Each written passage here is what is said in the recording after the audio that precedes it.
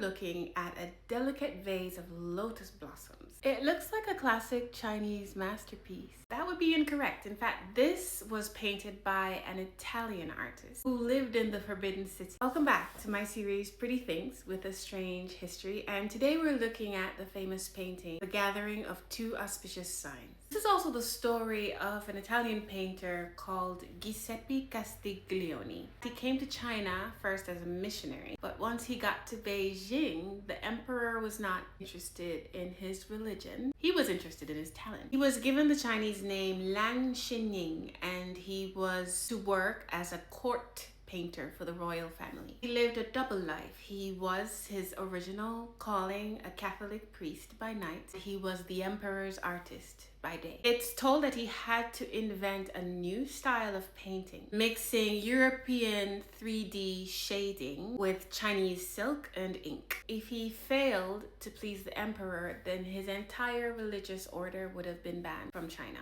And Giuseppe didn't want that, the emperor didn't want that. So if he just cooperated as a painter, it was a win-win. His most famous painting for the emperor was painted in 1723. It shows two lotus blossoms, and in China, the lotus blossom symbolizes peace and a prosperous reign. But the controversy came about when Giuseppe used European chiaroscuro. Now, chiaroscuro is the study of shadow and light, and it's very much used in a lot of the Renaissance paintings. Problem is, it was considered dirty and ugly by a lot of Chinese artists, and they basically said the flowers look like they're covered in soup. And Giuseppe fought for a long time to convince the emperor and all the court that this Western aspect of painting was really respecting Eastern materials. And so Giuseppe was trying to prove to the other artists that this was how we painted in Europe, and yes, I'm trying to respect Chinese silk and Chinese inks.